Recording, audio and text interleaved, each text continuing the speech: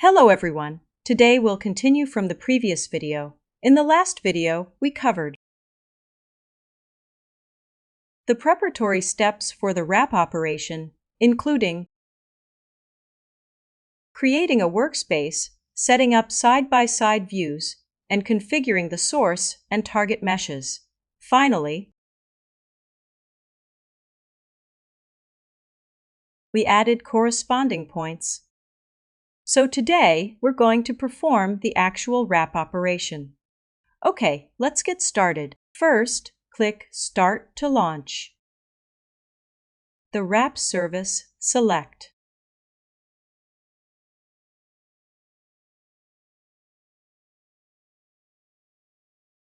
Allow. Okay, you can see the wrap service window has appeared here, WrapDaemon. Here is its version number. Here is the port it's running on, the port you set, and everything looks good. Alright, so there are several preset levels for the wrap operation. The default is medium. With these presets, the higher the level you choose, the greater the flexibility of the deformation during the wrap operation. Generally speaking, the more complex your model is, the higher the level you should select. Low is typically used for simpler models or specific parts of a model, such as the head, a hand, or a foot. Medium is used in most situations. High is only used when the medium setting isn't sufficient. For example, if the flexibility of the deformation isn't enough, or the detail matching isn't good enough, then you'd use the high preset. Of course, you can also use custom to set higher values or lower values. Alright, let's stick with the default medium preset. Then initialize it by clicking Init.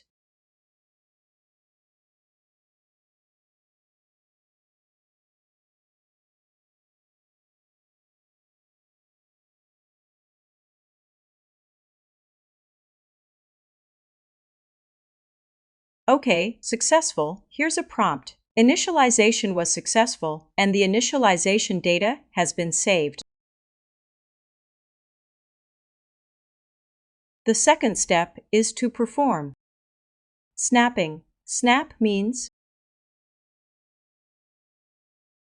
for all corresponding points, deforming the source mesh from its source position to the target position. In other words, pulling it to the target position. That's why it's called snap. Okay, let's click Snap. This snapping operation is quite fast. Watch closely.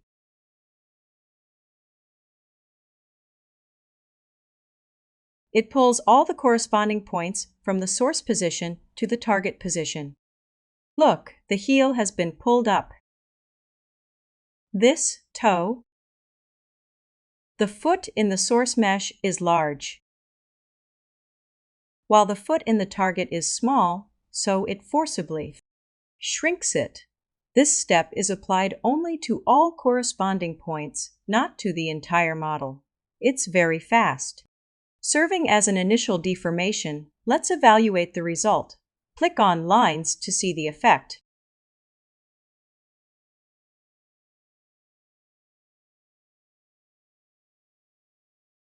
You can see, for example, take this point on the chest, for example. Look, the red point shows its position after the snap. The purple point is its target position. The distance in the middle has become very small because this area is relatively easy to pull over. Then, regarding the face area, due to the shape, the difference is too great. The lower lip is already close, but the upper lip is still some distance away. The corners of the mouth are already close, especially the 3 points on the nose, because the difference in nose shape between the source and target meshes is too great. So there is still some remaining distance. If we compare this to the initial comparison, there's this much deviation. After snapping, it's this much. Most of it has already been reduced. Okay, after the snap operation is complete, the next step is attract. Attract doesn't just applying operations to all corresponding points, It operates on the entire model, meaning it takes all the vertices on the source model and attracts them to the target mesh. This step takes a little longer. Okay, let's click Attract.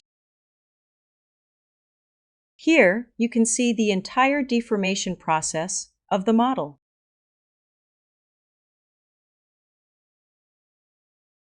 Now, let's take another look at this model after applying Attract. The shapes have generally matched up. All right, look. Most of the body has already been matched.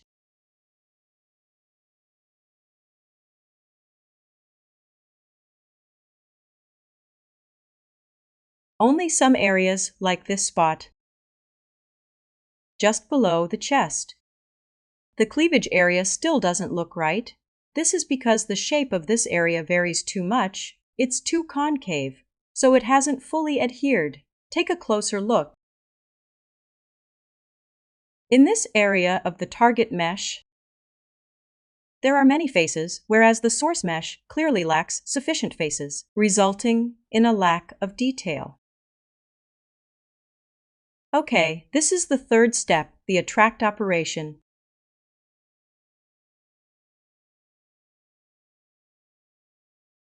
All right. After the attract operation, upon inspection, most of the model has been deformed.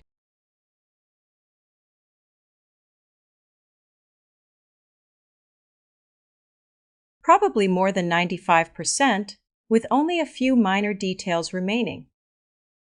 These minor differences, for example, the tear duct area of the eye, take a look. Because the tear duct in the source mesh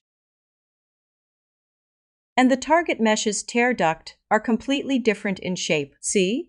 This one is recessed, while this one is even slightly protruding, triangular in shape, and relatively flat. After applying Attract, next, we'll perform the fourth and final step, Stick.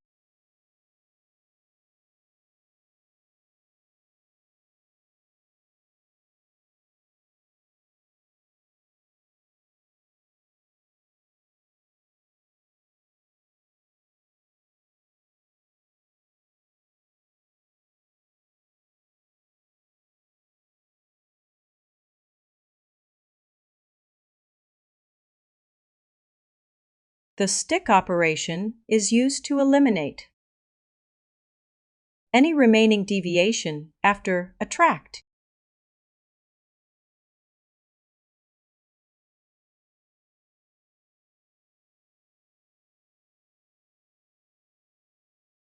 Now let's take another look. The shape is now perfectly fitted. Take a close look. Here at the lacrimal gland, the source model's details are quite rich. It has more faces, while the target mesh has fewer, but the shapes match perfectly. Now look at the corner of the eye and the upper and lower eyelids. All these details match perfectly. It's a 100% recreation. Let's take a look at the nose position.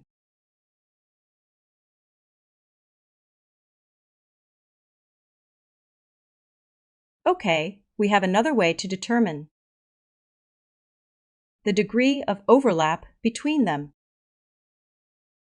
As for the chest, because the source mesh has so few faces in this area, the details aren't visible, but the shape matches perfectly. Now let's look at the hands. Okay. The hands are a bit lacking, Will. Let's look at the feet now. The feet are fine. The shape of the feet has been fully recreated.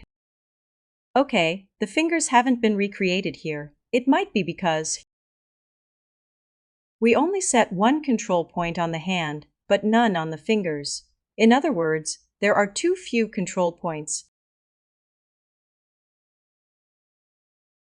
Far too few. It's okay to start with fewer points. We can add more later.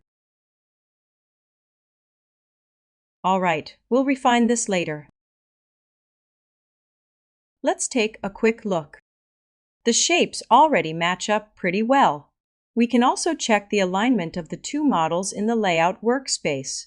Here, we can clearly see the feet, legs, calves, thighs, abdomen, and buttocks. Let's switch to view the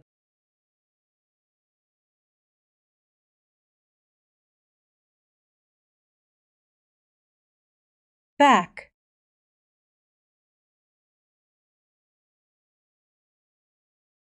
hands, head, and the ear area. All match perfectly. All of these match perfectly. Okay, this is an effective method for determining alignment.